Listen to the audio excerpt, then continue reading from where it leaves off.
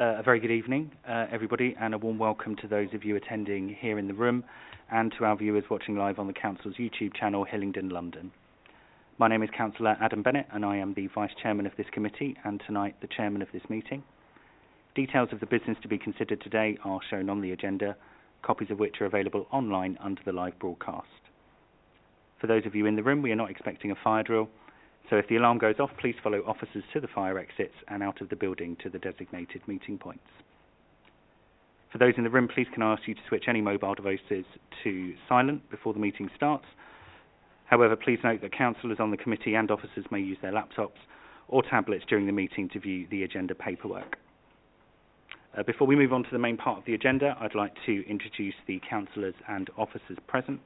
To my right, we have Councillor Philip Cawthorne, Councillor Darren Davies and Councillor Roy Chamdow, and to my left we have Councillor Tony Gill, Councillor Elizabeth Gaelick and Councillor Jazz Doll. The officers present this evening, to my right we have Ed Lawton, who is Strategic Applications and PPA Manager. We have Richard Phillips, who is our Principal Planning Officer. We have Richard Mikowski, who is our Highways Engineer. And to my left, we have Senior Planning Lawyer Sihar Arshad, Planning Lawyer Jimmy Walsh, and Democratic Services Officer Ryan Dell. Agenda item 1 this evening is apologies for absence. Ryan, over to you. Yes, we have apologies from Councillor Steve Tuckwell with Councillor Darren Davies substituting. Thank you very much, Ryan, and thank you, Councillor Davies, for substituting. Agenda item 2, declarations of interest in matters before this meeting. Are there any declarations from the councillors in the room? No, that's noted as none.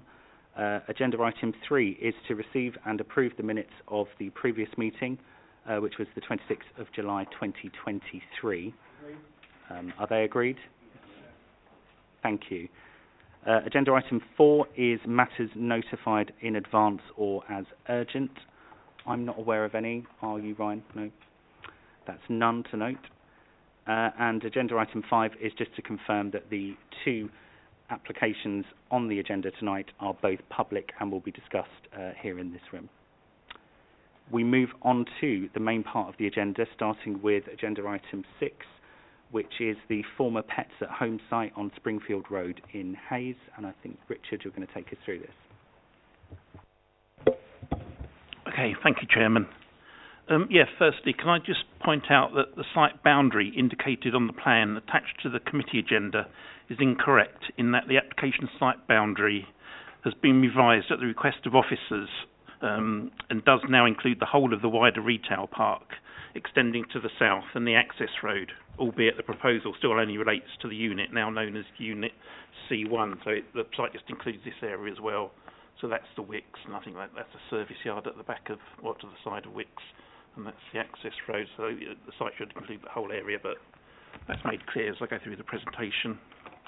Can I also add that a third heads of term needs to be added to the officer recommendation, which requires a project management and monitoring fee equal to 5% of the total cash contributions secured from the scheme to enable the management and monitoring of the resulting agreement. And this third heads of term has been agreed by the applicant as well. So if I can just run you through the slides.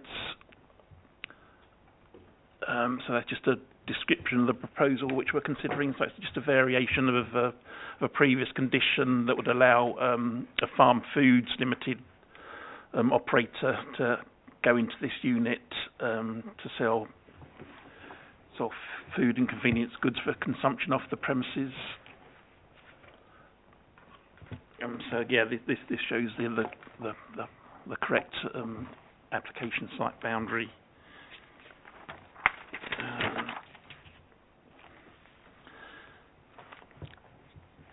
So yeah, this shows the constraints plan. So the green area is the adjoining Minute Country Park, which that does form part of the green belt, and the beige area is the strategic industrial location, which our site forms a part of. So again, this shows the existing plan of the whole site. So our unit is in the right-hand corner there, Unit C1. So obviously, you can see the Wicks unit, Unit A, at the bottom there, and the shared car parking area serving the whole of the wider retail park. To the right of that Wicks unit, and to the back, to the top of the Wicks unit, there's a service yard, and right at the top, you can see it's an internal service corridor which allows those multiple units to the top there to be serviced. So again, this is the location plan, the revised location plan provided by the applicant, and this just shows the existing floor plan of Unit C1, so it doesn't provide any detail as such. So this is the existing elevations of the building and the wider buildings along that boundary of the retail park. So at the top there you've got the front elevation, which shows the adjoining units as well. To the right of that you've got the side elevation of the building as seen from Uxbridge Road. The other long elevation below the front elevation is the rear elevation, which would front onto the Minnock Country Park. And the other elevation, the smaller elevation, would be the elevation as viewed from that service yard by the Wicks unit. And obviously the bottom elevation is the blown up elevation of the unit we're considering, Unit C1.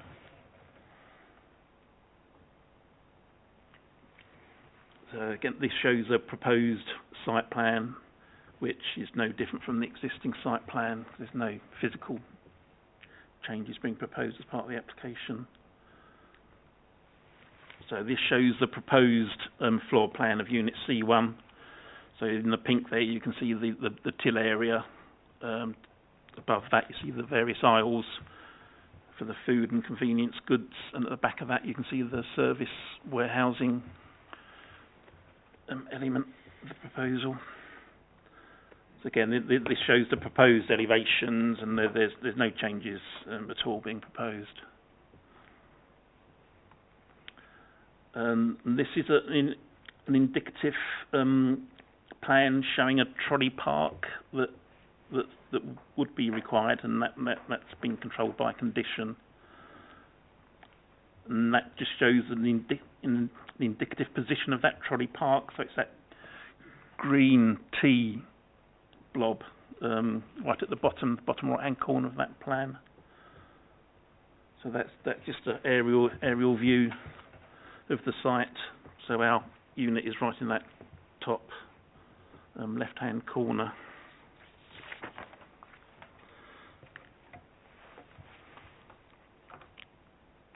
So, the site is located within the Springfield Road Strategic Industrial Location, which is the SIL site, but the retail use of Unit C1 and the rest of the retail park has long been established by the planning history on the site, which goes back to the 1980s.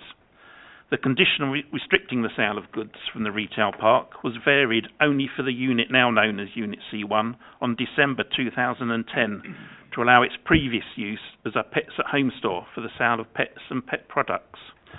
The current application seeks a further revision of the condition restricting the sale of goods from Unit C1 to include food and convenience goods for consumption off the premises and other products ancillary to these main ranges to allow the occupation of the unit by a supermarket operator, Farm Foods Limited, which mainly specialises in the sale of frozen foods, but also dry, packet and tin products, and a small range of ambient and fresh lines. The nearest residential properties are on the opposite side of the Uxbridge Road. You can just see them on the aerial photograph just to the north there. And no objections have been received to the public consultation undertaken on the application. The establishment of a supermarket operator on the site has the potential to impact on existing shopping centres and to attract shopping trips by car, which could be more sustainably serviced by existing town centre locations. As the site is not located within a town centre location, the acceptability of the proposal revolves around town centre first principles as advocated by national, regional and local policy. In accordance with this policy framework, the applicant has submitted a planning and retail statement and a transport statement in support of the application. The planning and retail statement was reviewed by the Council's planning policy team. In accordance with policy, this included a sequential test to assess whether there were any sequentially preferable sites available to accommodate Farm Foods Limited's trading requirements. The policy officer initially advised that the sequential test, given the extent of the primary catchment area, in addition to the Uxbridge Road Minor Town Centre, should also include sites within Hayes and Southall town centres. These areas were investigated within a subsequent addendum to the original report, and the report concludes that whilst the centres do contain a range of vacant premises, these are of limited size and not suited to a large format food store as required by the applicant. Officers are satisfied with the overall assessment that there are no sequentially preferable sites available. In terms of the potential impact on the vitality and viability of established town centres, any supermarket proposal of this scale will impact upon shopping patterns, but the MPPF is clear that applications should only be refused where there will be a significant impact.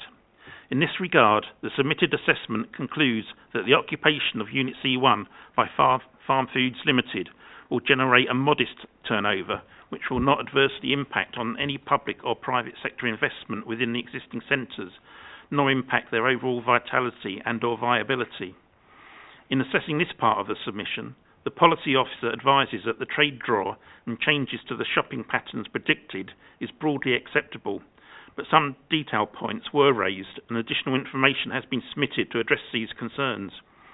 The officer concludes that the application is acceptable and sufficient evidence has been submitted to demonstrate that the proposal will not result in a significant adverse impact on the vitality and vibrancy of the town centres, nor any of the edge of town centre locations considered. And although limited harm could result, this is not considered to be sufficient to refuse the application. As regards transport impacts, farm food stores typically have one delivery per day plus a daily direct bread delivery using rigid vehicles. No changes are proposed to the existing number of 148 parking spaces serving the wider retail park or to the access arrangements. The highway engineer has reviewed the transport statement and advises that the previous use of the site by Pets at Home would have generated fewer vehicle trips than the proposed food store, which would generate more frequent short-stay trips, with an increase of some 32 two-way trips from the weekly high of 312 two-way trips between 12 midday and 1 o'clock on Saturdays. When car park occupancy is assessed, the report advises that with the previous use, the car park would have been busiest between 11:30 and 11:45 on Saturdays, when the car park would have a 77.7% occupancy with 34 spaces unoccupied, which would rise to a 93.2% occupancy with the proposal, leaving 10 spaces vacant. The engineer advises that a car park can be considered to be at capacity with an 85% occupancy, but importantly, the additional trip generation and car occupancy figures are a worst case scenario, as they do not take account of the food store customers that will be on site already, visiting neighbouring stores. On this basis, the highway engineer raises no objections to the predicted changes in trip generation or the capacity of the existing car park to accommodate the proposal. Indicative details of a trolley park, which is considered necessary to prevent trolleys obstructing the car park, have been submitted, and these show that such a trolley store could be provided at the entrance to the store without blocking its access or any parking space. The submission of formal details are required, controlled by condition. A condition also forms part of the officer's recommendation, requiring the provision of 2 electric vehicle charging spaces, which has been agreed with the highway engineer. Subject to these conditions and the requirement for a staff travel plan, which forms part of the heads of terms within the recommended Section 106 agreement, the highway engineer raises no objections to the proposal. The application site is located within Hillingdon's air quality management area and the Aussie Garvin focus area, and the council's air quality officer advises that in order to mitigate the additional traffic emissions, a £163,404 air quality contribution is required, which has been agreed by the applicant and also forms the heads of term within the recommended Section 1 and 6 agreement. On this basis, the application is recommended for approval. I'll just take you through a few quick photographs of the site. So, yeah, that's the entrance to the vacant Pets at Home store. Again, that shows the longer elevation showing the adjoining units which are occupied at the moment. Yeah, that shows the former Pets at Home store from the Uxbridge Road. And yeah, that shows the main entrance into the site. And our store is right in the corner there. And you see it next to the rent unit in the background. So yeah, thank you, Chairman. Thank you very much, Richard. We can go straight to the debate, discussion, thoughts. Councillor Dott, you were first. Thank you, Chair. A couple of points I want to clear. First is the shopping trolley. I understand what Richard said. Trolley park will be there, but I personally witnessed a couple of times customer using the construction material supplier Wicks over there and leaving trolleys in the middle of the car park. How can we ensure this not gonna be happen with this store? Like, is there any management they're going to do with in terms of the shopping, maybe a coin operated trolleys or something, so people they can't leave in the middle of the parking area? And the second concern is about the parking.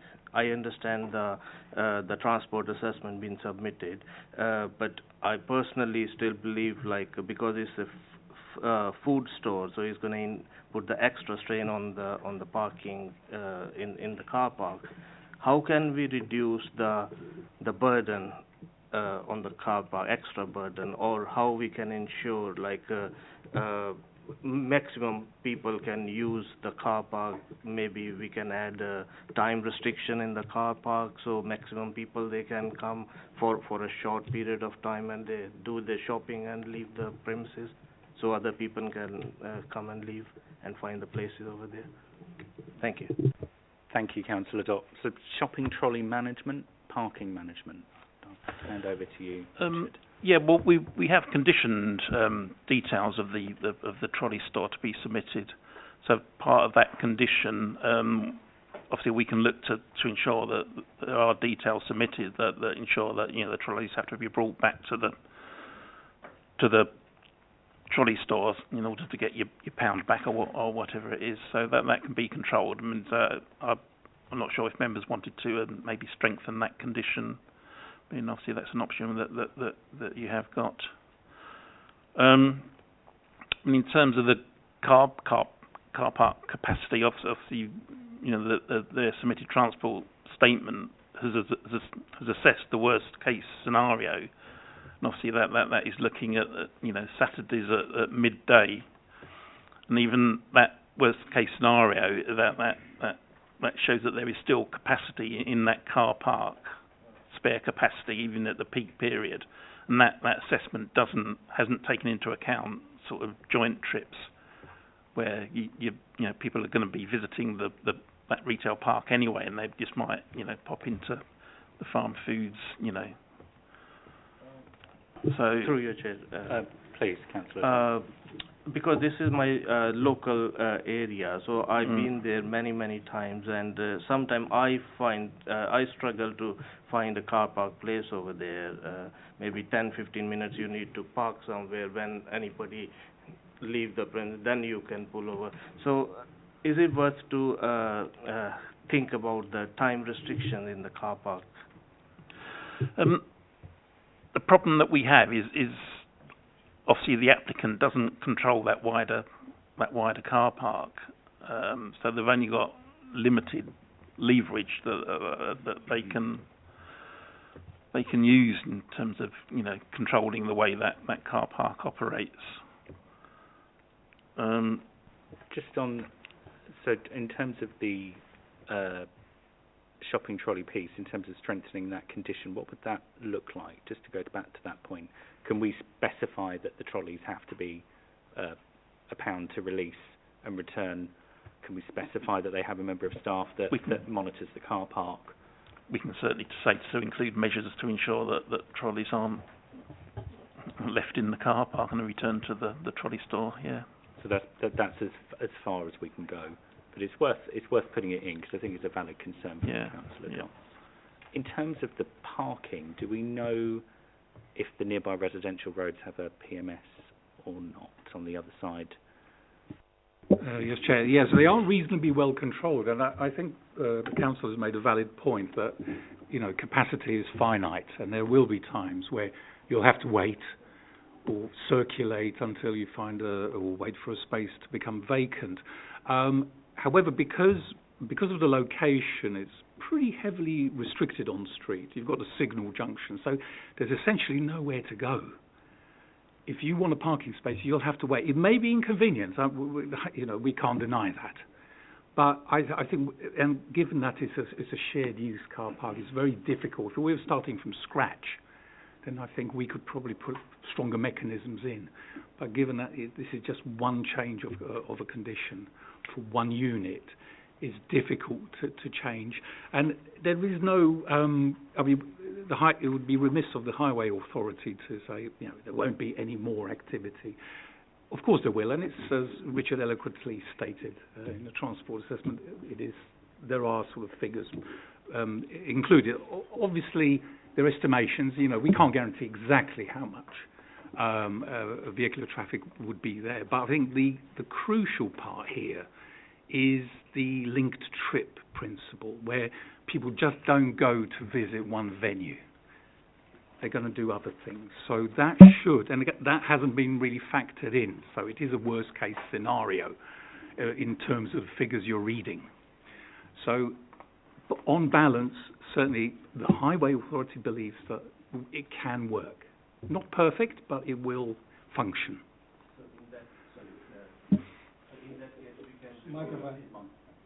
So in this case, we can review the parking management after a couple of months' time, or? Well, certainly, as a general rule, the council does monitor activities anyway. Obviously, if problems did ensue further out, which is not anticipated, then we would have a look. But because of this particular location, it is a very constrained site. And I certainly wouldn't believe that you would have sort of undue displaced parking. And obviously, if people are doing their shopping, they really want to park as close to where they're visiting, or where they're shopping. Certainly going over the road wouldn't really be convenient, especially if you're carrying heavy goods, etc. So I think on balance, it should work. Certainly that's the highway authority's view, if that helps the explanation. The other thing as well, I think you have to be cognizant of is peak time parking and having to wait is not uncommon at nearby retail parks. Lombardy being the one over the other side of the A312. Yes, correct. Yes. In terms of treating all applications fairly, and actually, if we don't control it in one, why would we control it more extensively in the other? That's a very fair comment. Yes. Thank you. Yes, please just do. At a point, it's just that in discussions with the applicant, I mean, that shared car park also serves a gymnasium.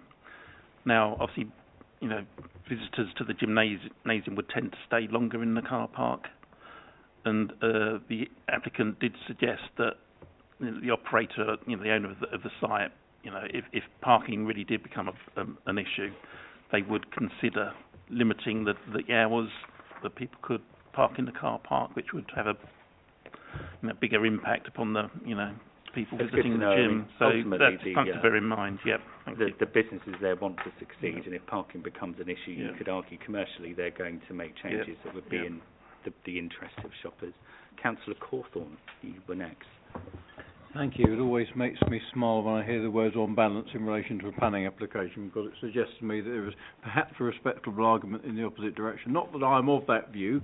However, I do have some questions relating to the conclusions that the officers have come to in relation to this. I'm conscious that a great deal rests on document submission and evidence provided by the applicants, and it's no great surprise that that evidence supports the broad thrust of what's being put forward. It would be funny if that didn't happen.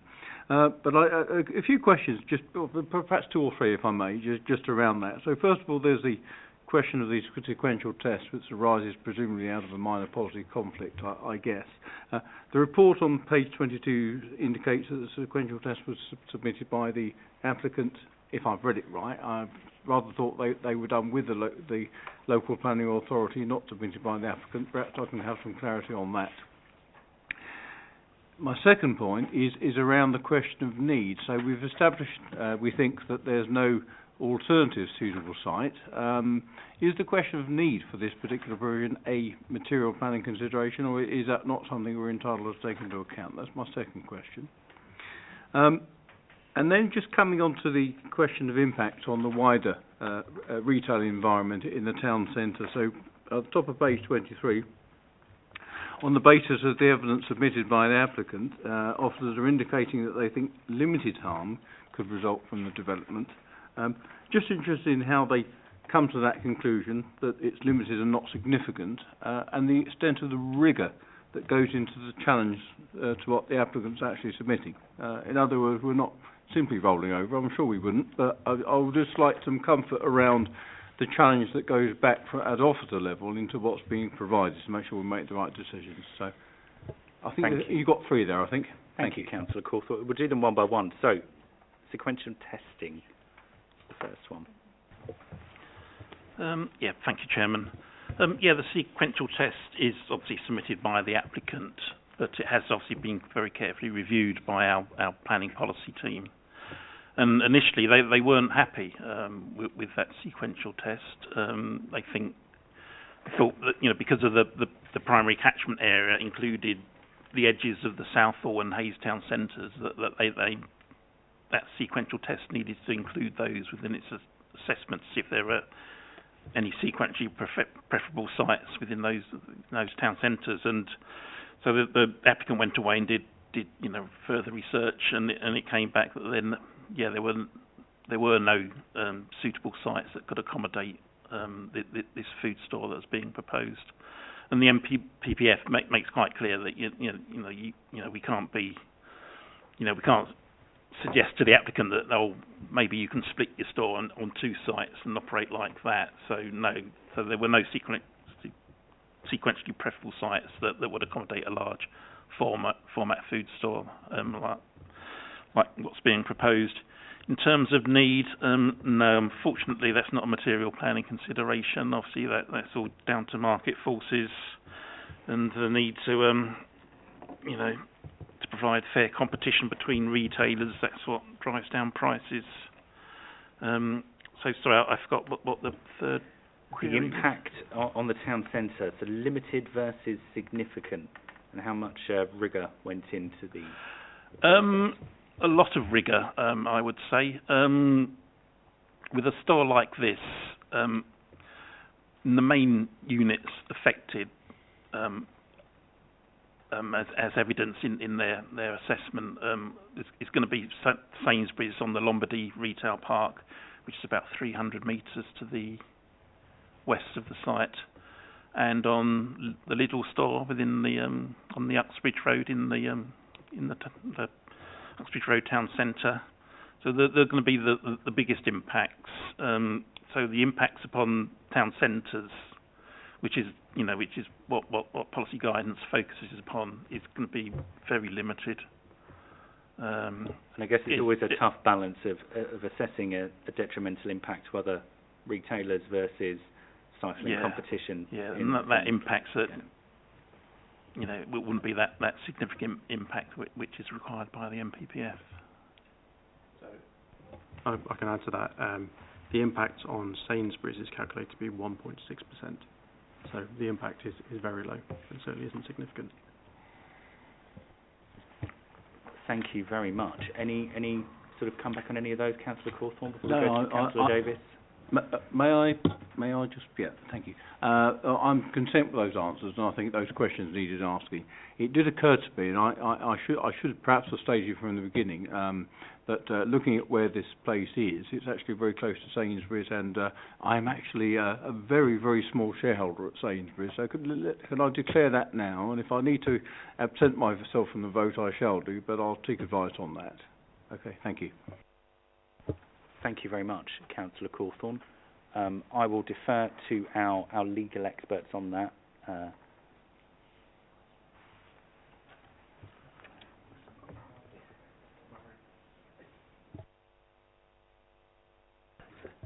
I assume we're talking very marginal, very, sorry, not asking personal,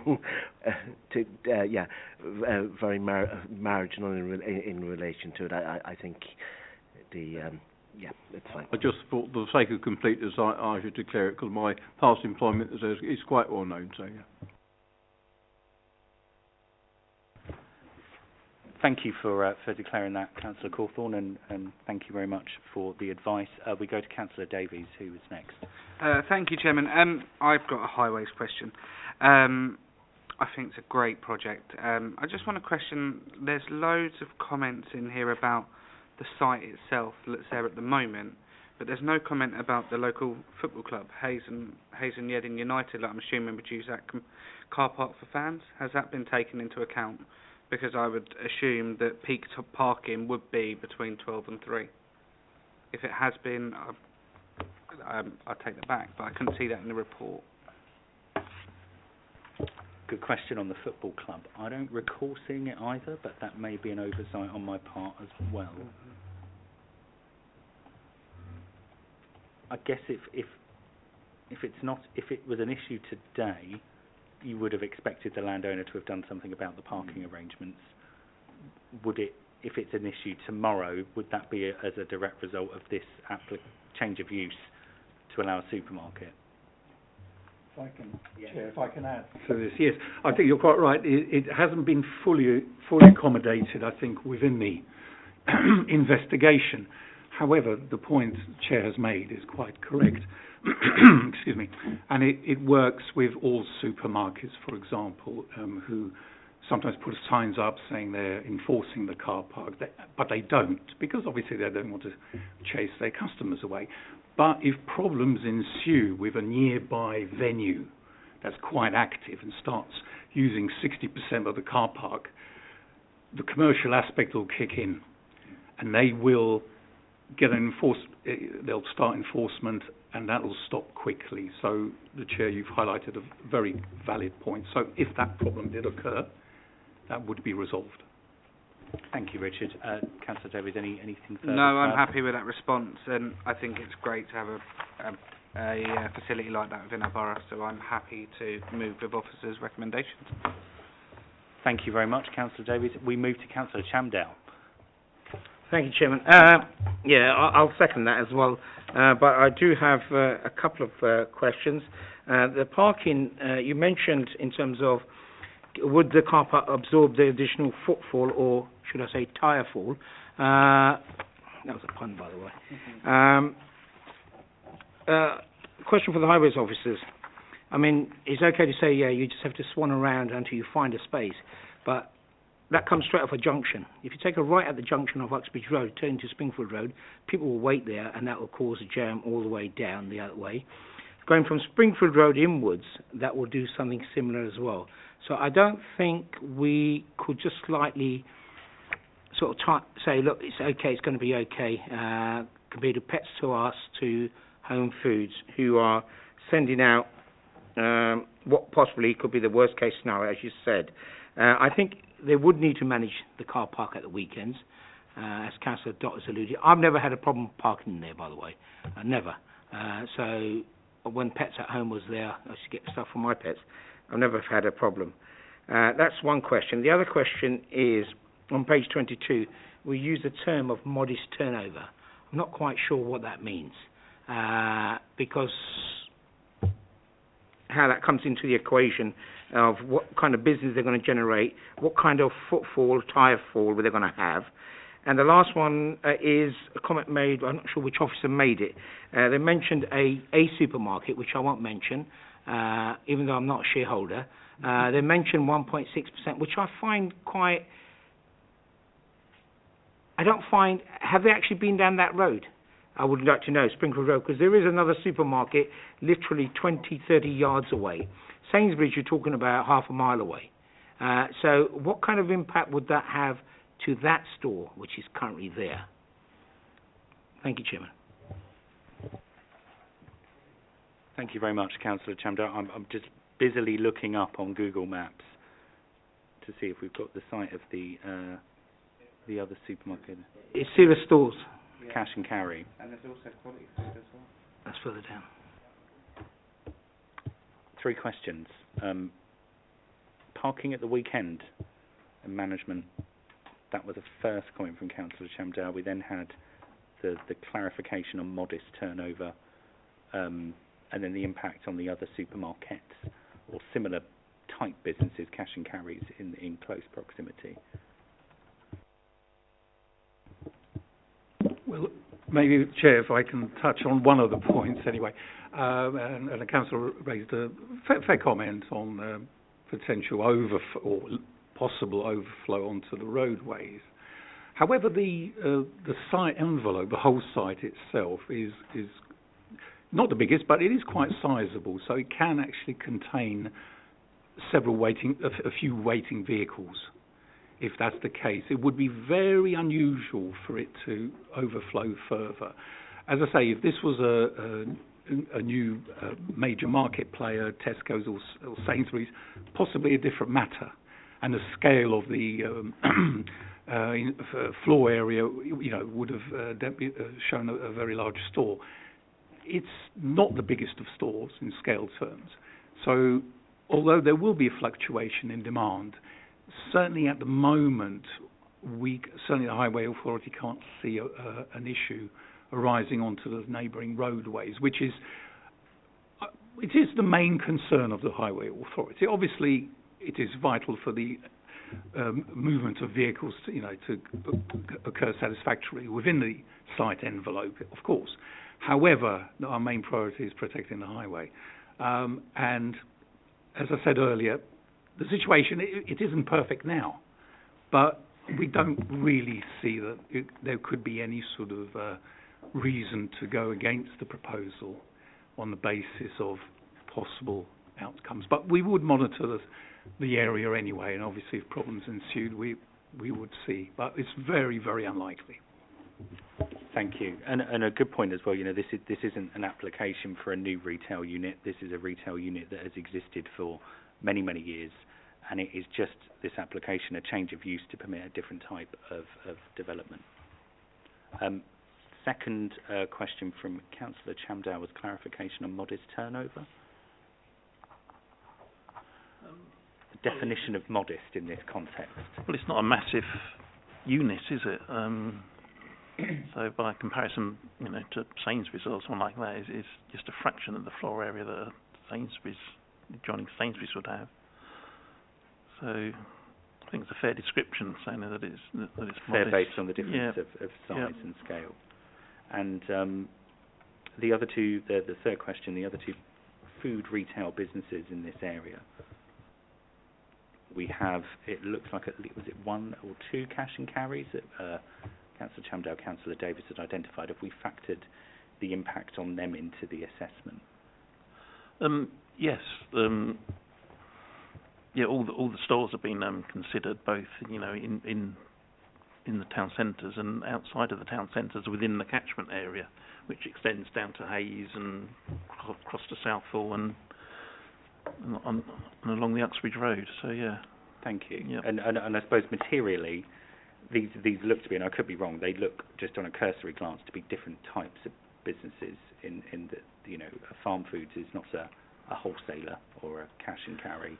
No, it's akin to I'll quote another supermarket operator here from Iceland, isn't it? So it's yeah. Thank you. Councillor Chamdar, any comments or any... Thank you, Chairman. Yes, the other stores around there are like Iceland, they're like Sainsbury's, they're like Tesco's. So maybe that's the clarification for officers. Also like to clarify for the officers, turnover is not based on floor space. It's based on the price of products that you sell and the volume you sell. So just for their knowledge. As I said at the beginning, I would like to second it because I believe it is a good project. Just this little minor tweaking that we need. Everything else has been dotted. The I's have been dotted. The T's have been ticked. So I'd like to formally second the officer's recommendation. Thank you, Councillor Chamdow. Councillor Gill. Thank you, Chairman. I do like the project, just a couple of issues around it. One was the the Yedding Football Club, but there's an even bigger institution next to it, which is a school. And often the parents use the car park as a place to stand idle until the kids come out. And I used to teach there, and I've seen the chaos it causes around 3 o'clock. I know in the morning it'll be fine. The store probably opens after 9 o'clock, but in the afternoon it's chaos down that road. And I can just see that car park being absolutely rammed. In addition to some of the stores that are there, you've got Wicks, Screwfix and Tops Tiles, which often attract white van drivers, which often take up about 1.5 spaces in the bays. So there's a few areas that could arise with problems in the afternoon, I think, especially around that area. It takes about an hour to clear up sometimes. So I do have an issue around that, if there's anything we can put in place for that. I'm saying that their submitted transport statement did identify 11:30 to 11:45 on a Saturday morning to be the prime, the main maximum occupancy in the car park. So that was the period that they focused upon, and even at that time they still came to the conclusion that there's still spare capacity in that car park. Just as a follow-up, Chair, on that, was that done in the summer holidays or was that done during term time? I don't know off the top of my head. Sorry, and it might be an issue, just that, because it might be done during that six-week period where it's calm. So there might be a problem if we do approve it post this. So a few councillors have mentioned parking. I mean, it's probably not something we can condition, but is there something that we can agree in this meeting that as officers we speak to whoever is the controller, the landowner of the car park, to feedback concerns from councillors and request that they carry out an assessment? And we have discussed that actually, look, if commercially it's in their interest to control parking, they will. They don't want to lose business. They don't want people driving off elsewhere. But could we, as a committee, agree that actually we contact them and just share some of the thoughts from councillors? I'd advise against a planning condition. I don't think that would stack up at all. But we could add an informative to advise the applicant that car parking needs to be monitored and action taken if it no longer can accommodate. I suppose car parking and idling, to your point as well, is not necessarily just the car parking, but people just using it to hover. So one of the questions that I was going to ask, and actually this kind of is a good solution to it as well, is this committee approved an application after much debate at a site just over the road for, I can't remember the number of rooms, I think it was over 400, for a hotel and I recall that being quite minimal parking. I'm looking at Councillor Davis because he was there, some of you would have been. So I suppose that just adds further need to have this as sort of an informative to, that area is going to change, and councillors have already identified that potentially it's a bit of an issue now and worth perhaps them looking into based on what might come over the coming years. Councillor Davis, back to you. I was going to raise the same point about the hotel, but is there a way that we can do a complete review on parking and delegate powers to yourself, Chairman, to review with officers? Is that something we could do? Ed, Richard. I look to you as to whether this. I guess we need to be cognizant that actually, look, this is not a new retail unit. I know I've said that before. Right. This is just a change of use from a pet shop to a supermarket, and the pet shop would have had a fair amount of traffic and footfall and cars before. I think, Chair, the point I made earlier, if we were starting from scratch, this was a new strategic industrial site location, it would be a different matter. But what the Chair has just said, I won't repeat it, is absolutely spot on. So I presume the Councillor means obviously controlling or sorting out parking within the site itself. I mean, it's it'll be what it is, I suppose. And again, reiterating the commercial aspect, certainly all the units, if they do have retail problems, they will be quick to pounce, and they will start heavily. They will get a private enforcement company in, and people will be controlled. They're very good at that. Yeah, they have a track record. Did you have anything to come back on that, Councillor Davies? I just find it very concerning that we are operating planning on ifs and buts. We've always been very black and white, and I'm just concerned that if possibly Wicks chooses not to have a sale, or if possibly Pure Gym doesn't lower their membership to $4.99, or Pets at Home that was there previously, if we look at the pictures we had of the car park, there were 62 cars in that car park already. So I was sad, I did count them. There were 62 cars. I'm just very concerned that, yes, it is not a new development, but there must be something planning-wise that we can put in place to protect the residents of that area. We have a road that's already high traffic. The Oxford Road is already high traffic. And I just think that we're putting our residents at risk of further problems. That is the only reason why I was looking at delegated powers to yourself to do a transport review. I think that the sense I'm getting from officers is there isn't sufficient grounds to do it, as much as Councillor Davies' concerns are valid.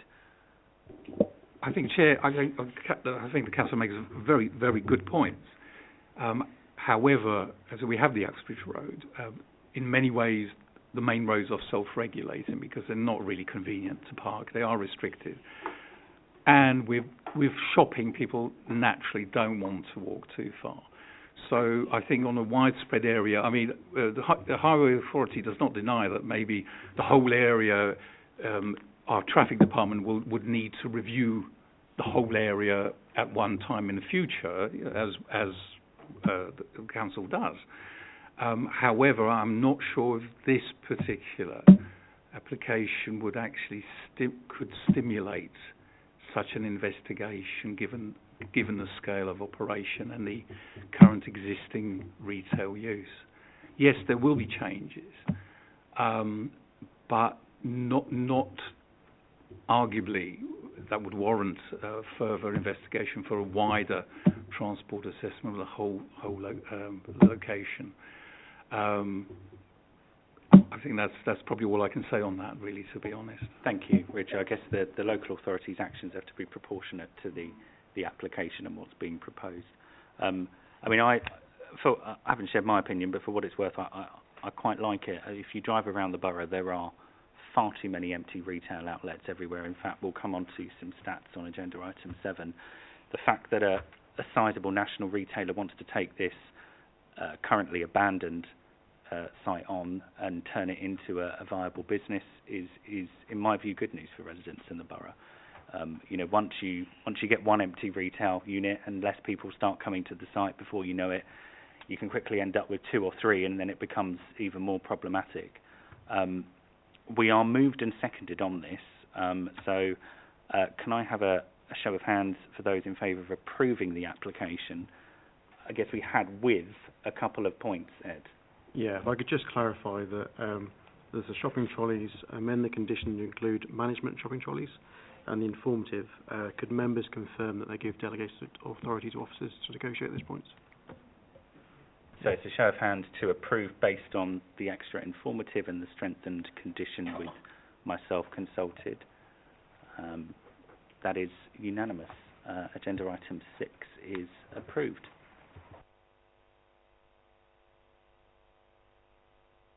We now move on to the last item on the agenda item 7, which is the Chimes Shopping Centre, the High Street in Uxbridge. And I think, Ed, you're going to take us through this one. Yes.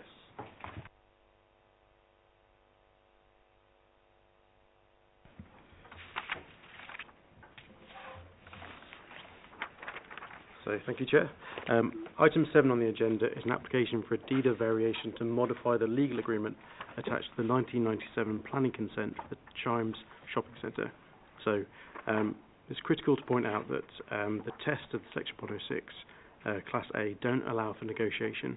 Therefore, any changes that members may make to the details presented before them will be subject to challenge. So this isn't a planning application, this is a deed of variation to an existing legal agreement. So I'll just go through the slides. This is the Chimes, which you know well, just across the road. Here's the constraints plan, location, aerial view. Now I took these photographs on Monday, so they are up to date. This is the former Debenhams, and then further units through the Chimes at the moment. Superdry, which I gather is closing. Some alternative uses which the Chimes have put in to try and make the place look as busy as possible. Some alternative uses again. This was a former restaurant. So members will know this already, but I'll just do a quick recap for you. The town and country planning, the use classes order categorises different types of property and land into use classes. So changes between uses within the same class do not constitute development and therefore do not require planning permission. The Town and Country Planning General Permitted Development Order identifies some permitted development rights, allowing the change of use from one use class to another subject to conditions. The Town and Country Use Classes Amendment Regulations 2020 altered the established use classes, and this is critical to the application. So under the use class order changes, many of the former classes vanished altogether. They no longer exist in planning law. So in their place, a number of different business types, including many of those previously labelled as A1, which is retail, A2, A3, B1, etc., were brought under the new use class E. So at the moment, the Section 106 attached to the Chimes says that not less than 80% of the retail floor space must be Class A.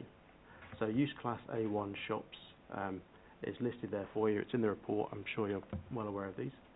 And the proposed use class restriction, so the change for the Chimes would be not less than 80%, so again 80%, Class E.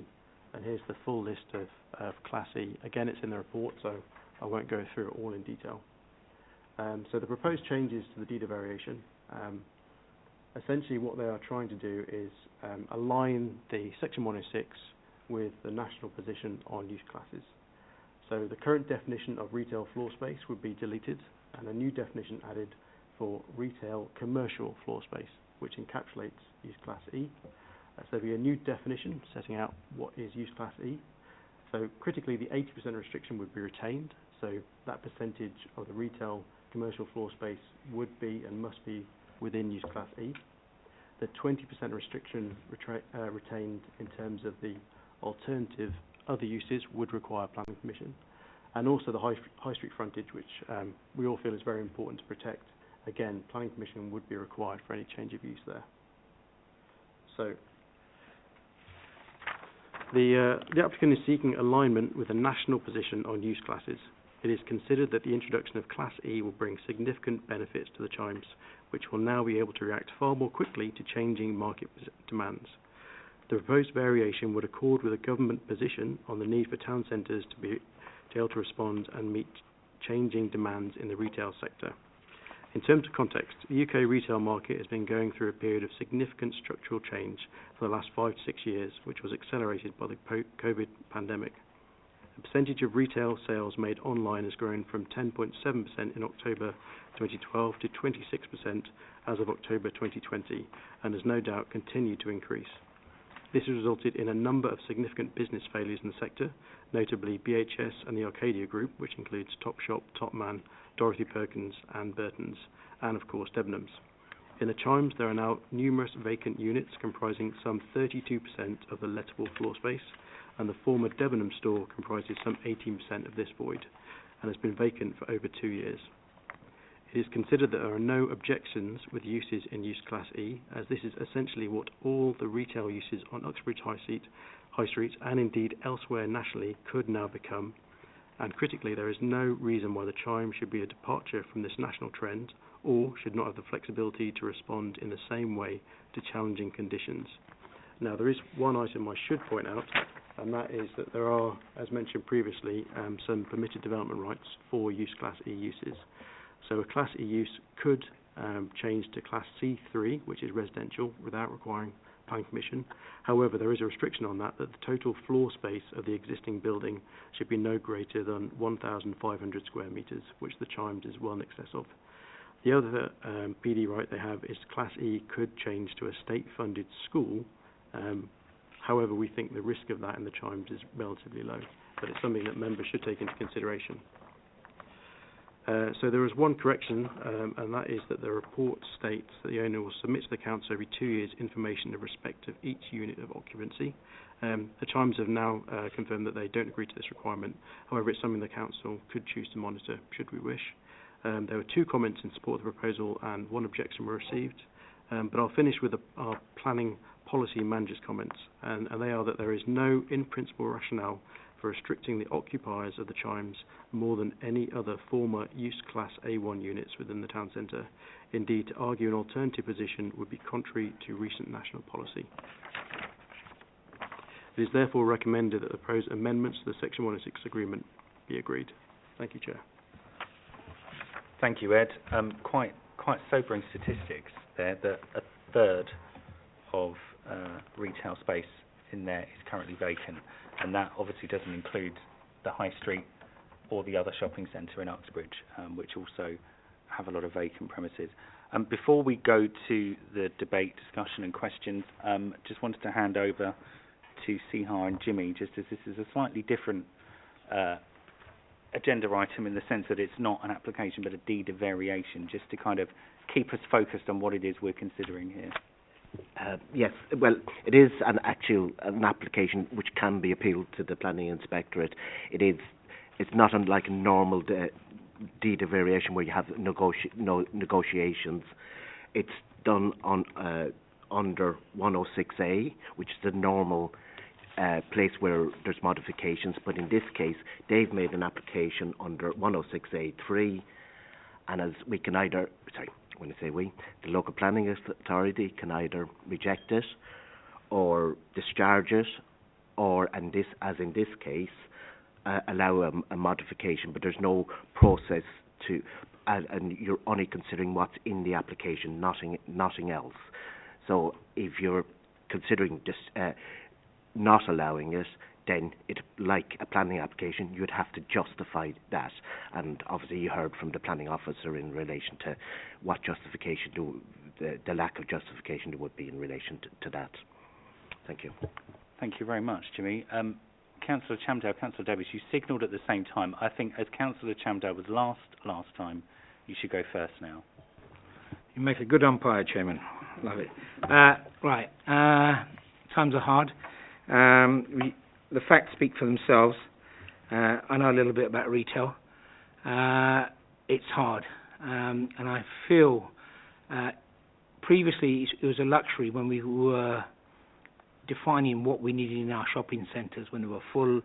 And I remember many moons ago going down into the Chimes and the other part of the shopping centre. It used to be packed. You know, on a weekend it was difficult to get parking. It's not the case now.